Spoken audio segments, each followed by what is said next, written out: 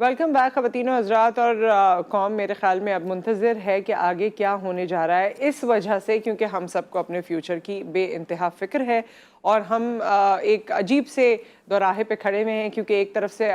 सदा आती है कि जी इलेक्शंस करवाओ, दूसरी तरफ से आती है नहीं इलेक्शंस नहीं करवाए जा सकते, तीसरी तरफ से आवाज़ आती है कि जी इस वक्त तो हमारे पास पैसे ही नहीं है, IMF का ये बोझ है तो फ़लानी चीज़ है तो ढिमाकी चीज़ है, तो हम बड़ी अजीब सी कशमकश में हम पूरी आवाम इस वक्त मुब्तला हैं। तो अब होने क्या जा रहा है, होगा क्या, इस अजीब सी सिचुएशन से, इस डिलेमा से हम बाहर किस तरह निकल पाएंगे, उसके लिए बात करने के लिए हमारे साथ अब्दुल्ला हमीद गुल साहब मौजूद हैं, डिफेंस एंड पॉलिटिकल एनालिस्ट हैं। इसके अलावा एक्सट्रीमिज़म और टेररिज्म जैसे टॉपिक्स को स्टडी करते हैं, इसके हवाले से इनका पूरा एक ग्रुप है जो इसको ब्रेन स्टॉर्म भी करता है, थिंक टैंक जिसको कहा जा सकता है, इंटरनेशनल मीडिया का इनका एक्सपोजर भी है। आपको खुश आमदीद कहते हैं, अस्सलाम वालेकुम। वालेकुम अस्सलाम जी, सुबह बखैर जी। अब्दुल्ला साहब, मैं तो कुछ तमहीद तो बांध चुकी हूँ अपने इंट्रोडक्शन में, तो पहली चीज़ मैं आवाम की आवाज़ बन के ये पूछना चाहती हूँ कि ये इलेक्शंस आया कब होंगे? आपको कुछ लगता है जितना आपने एनालाइज किया हो, क्योंकि इस वक्त हुकूमत तो इस मूड में है नहीं, इलेक्शन कमीशन से पूछा जाता है तो वो भी बहुत बैकफुट में है, लेकिन अपोजिशन चाहती है कि जी इलेक्शंस हों। बिस्मिल्लाहिर्रहमानिर्रहीम, बहुत शुक्रिया आपका। देखिए, जहाँ तक इलेक्शंस का ताल्लुक है कि इलेक्शंस तो फिलहाल होते नजर नहीं आ रहे, उसकी बुनियादी बहुत सारी वजूहात हैं। सबसे बड़ी वजूहात जो हैं वो आपने जाहिर है पैसे के हवाले से भी बताई है। पाकिस्तान के अंदर एक ये भी सोच है कि क्यों ना पाकिस्तान में एक ही वक्त में इलेक्शन कराए जाएं। फिर ये भी है कि सूबों में अगर इलेक्शन हो और वहाँ जाहिर है इमरान खान साहब उस पर एतराज उठाएंगे और उनका उठाना शायद बनता भी है कि आप एक ऐसे वक्त में इलेक्शन करा रहे हैं जहां उनको पहले ही मोहसिन नकवी साहब से और दीगर लोगों से उनके तहफ़्फ़ुज़ात का इजहार है। तो आप पंजाब के अंदर एक इतना बड़ा सूबा है जिसको हाफ ऑफ पाकिस्तान कहा जाता है, आप इलेक्शन कराएं और फिर इमरान खान साहब उसके रिजल्ट्स को मुस्तरद कर दें तो जाहिर है ये एक बहुत बड़ा डायलेमा हो जाएगा और इसके दूररस नताइज निकलेंगे क्योंकि पाकिस्तान को जो बुनियादी मामलात हैं, मैं समझता हूँ कि पाकिस्तान की सिक्योरिटी जो मामलात हैं वो भी इंशाल्लाह ठीक हो जाएंगे, मुआशी इस्तेहकाम भी आ जाएगा, पाकिस्तान के अंदर जो हमारे डिप्लोमेटिक रिलेशनशिप हैं वो भी बेहतर हो जाएंगे, जो हमारे जो बॉर्डर के ऊपर मामलात हैं वो भी ठीक हो जाएंगे। लेकिन जो नहीं होगा वो आइडियोलॉजिकल शिफ्ट नहीं ठीक होगा। हाँ। ये जो आइडियोलॉजीज होती हैं ये मुल्क को तकसीम कर देती हैं। आज आप बांग्लादेश में या खान को, मुजीब को या भुट्टो साहब को, किसी को भी आप इल्जाम दे दें, लेकिन मुल्क आपका और मेरा टूट गया, तो ये एक हकीकत है। तो इससे हमें ये देखना है कि आज जो इलेक्शन की अभी सूरत हाल है उसके अंदर मैं समझता हूं कि एक तो इलेक्शन फिलहाल होते नजर नहीं आ रहे और इलेक्शन होंगे तो सब इकट्ठे होंगे और मुझे 2024 के अंदर फिलहाल तो जो आज की सूरत हाल है जो नजर आ रही है, आज इलेक्शन कमीशन का इजलास भी बैठ रहा है और जाहिर है इसके हवाले से जो गवर्नर्स का लैतुलाल है वो भी आपके सामने है। तो एक तो ये सिचुएशन है, लेकिन दूसरा जो सवाल मैं यहाँ उठाना चाहूंगा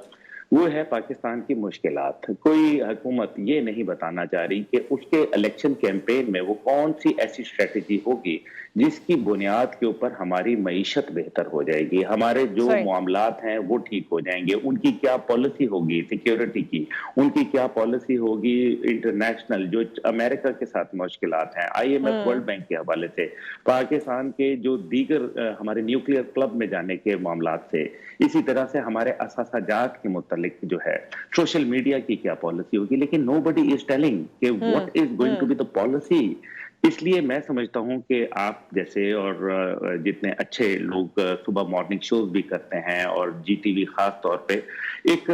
आम में ये अवेयरनेस दे कि हमें अपने लीडर्स से पता करना चाहिए कि उनकी कश्मीर पे पॉलिसी क्या होगी, उनकी जो है वो पाकिस्तानी कौम के हवाले से क्या पॉलिसी होगी, इंसाफ देने के हवाले से क्या पॉलिसी होगी। क्योंकि हमने ये देखा कि चाहे वो मौजूदा हुकूमत हो या माजी की हुकूमत हो, बिल्स पास हुए, लेकिन हराम है कि नुसरत साहिबा के हमारे गरीब आवाम के लिए कुछ भी हुआ। मैं अब्दुल्ला साहब इसमें बड़ा रिस्पेक्टफुली ये पॉइंट देना चाहती हूँ कि देखें प्रेसिडेंट सेट हुई हुई है पाकिस्तान में, लॉज बनाए जाते हैं लेकिन वो सिर्फ हुक्मरानों के लिए लॉज बनाए जाते हैं, ان لاز میں رد و بدل ہوتا ہے جو ان کے خلاف ہوتے ہیں. عوام کے لیے جو لاز بنتے ہیں ان کی تو امپلیمنٹیشن ہی نہیں ہے. ایک واقعہ ایک سانحہ ہو جاتا ہے, کسی بچے کو گولی لگ جاتی ہے, اس کے بعد پارلیمنٹ میں شور ہوتا ہے, ایک لا اس بچے کے نام سے بنا دیتے ہیں, جیسے عمل لا بنا دیا, دوسرے لاز بنا دیے, زینب الرٹ کر دیا, لیکن ان کی اس طرح سے امپلیمنٹیشن یا فیڈ بیک یا اس کا جو رسپانس آنا چاہیے وہ نہیں ہے. تو ہمارے ہاں تو لاز صرف وہی بنائے جاتے ہیں جو ہمارے حکمرانوں کو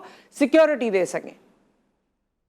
جی, مجھے افسوس سے یہ کہنا پڑتا ہے کہ دنیا کے کسی بھی مذہب اور کسی بھی قانون کے حوالے سے جو سب سے بڑا جرم ہے وہ قتل کا جرم ہے.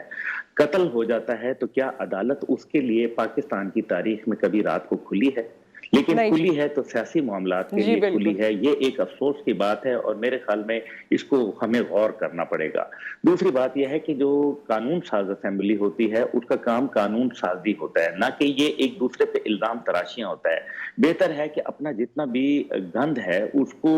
وہ جو گندے کپڑے ہیں وہ اسمبلی میں ہی دھوئے جائیں. اس سے قوم کی جو سوچ ہے, جو قوم کی فکر ہے, اس کے اوپر ایک بہت گہرا گھاؤ لگ رہا ہے اور یہ خطرناک صورتحال ہے کیونکہ قومیں تقسیم ہو جایا کرتی ہیں. سیاست جو ہوتی ہے وہ بالاتر ہوتی ہے قوانین سے, کیونکہ سیاست جو ہوتی ہے وہ مثبت انداز میں کیا جائے تو پاکستان بنتا ہے اور جب منفی انداز میں کی جائے تو پاکستان تقسیم ہوتا ہے. اس لیے قانون ساز اسمبلی, آئین ساز اسمبلی کے قوانین اور ان کا کام جو ہے ان کو ڈیفائن کرنا بڑا ضروری ہے, لیکن میرے خیال میں مجھے یہاں میچیورٹی کہیں بھی نظر نہیں آ رہی. تو عبداللہ صاحب اس کا اثر جو ہے وہ ریاستی.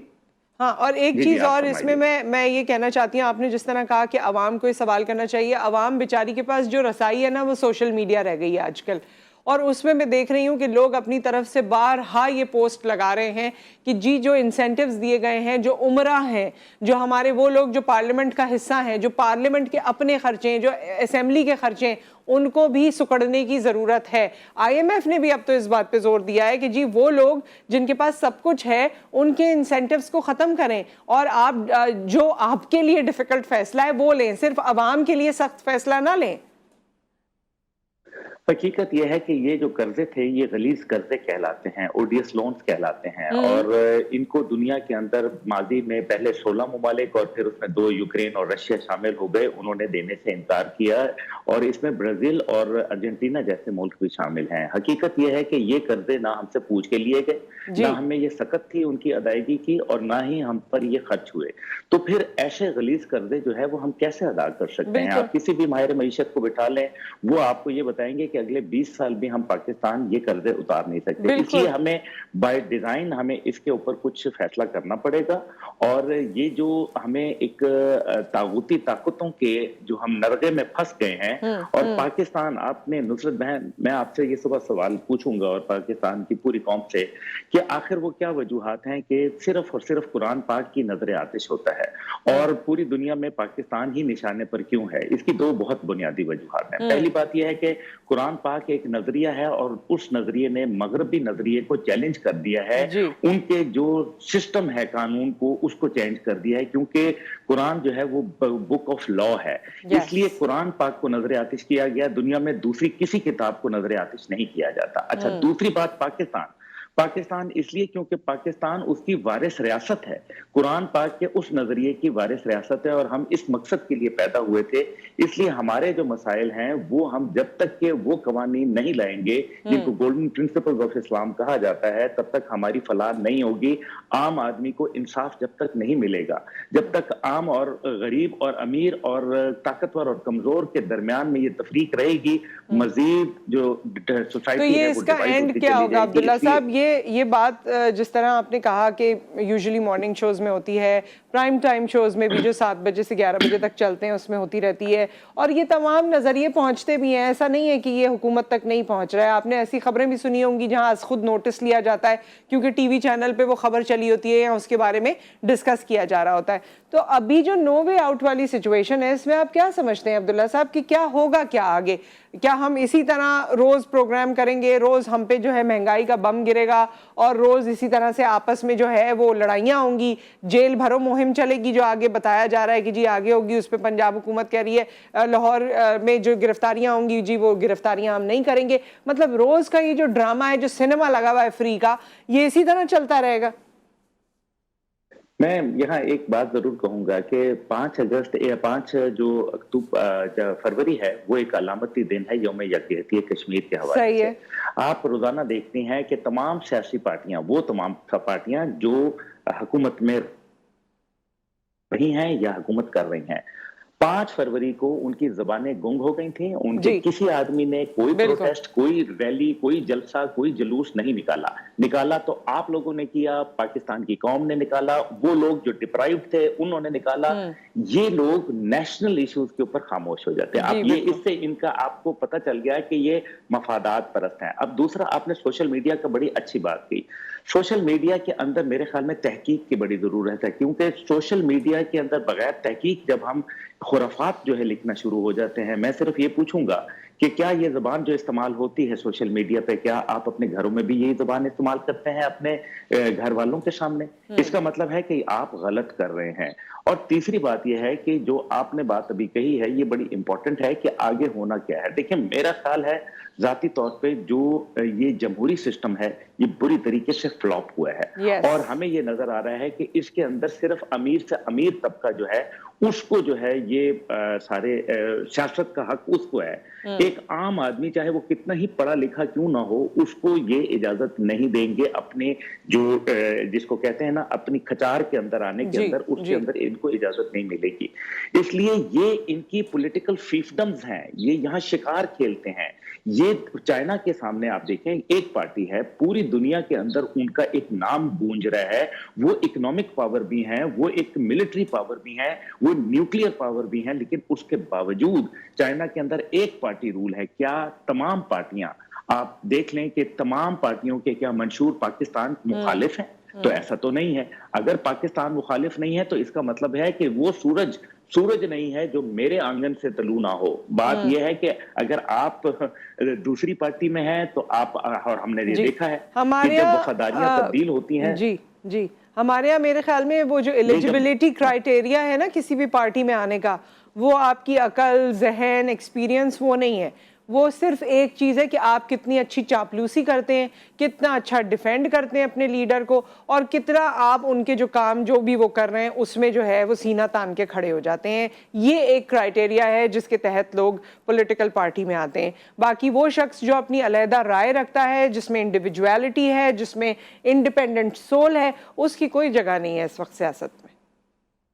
دیکھیں، تمام لوگ اپنے لیڈرز کے ساتھ کھڑے ہیں، اپنی پارٹیز کے ساتھ کھڑے ہیں۔ نصرت حارث صاحبہ، میں صبح یہ سوال پوچھنا چاہتا ہوں آپ کے شو کی وساطت سے، کیا کوئی پاکستان اور پاکستان کی جی عوام کے ساتھ بھی کھڑا ہے؟ کوئی نہیں یہ کھڑا، جو بھی میں یہ آپ کو جواب دے رہی ہوں، میں جی پاکستان کی عوام ہوں، میرے ساتھ کوئی نہیں کھڑا۔ یہ بات آپ نے بالکل، یہ آپ نے دل کی بات کہی ہے۔ اسی وجہ سے جو آپ جیسے شو ہوتے ہیں، لوگ دیکھتے ہیں، ان کو پسند کرتے ہیں، کیونکہ ان کے دل کی آواز بات کرتے ہیں۔ قائد اعظم محمد علی جناح رحمۃ اللہ علیہ کا سب سے بڑا خاصہ یہ تھا کہ وہ انگریزی میں گفتگو کرتے تھے، مغربی کپڑے پہنتے تھے۔ تو ایک بی بی سی کے نمائندے نے ان کے جلسے میں پوچھا کہ یہ جو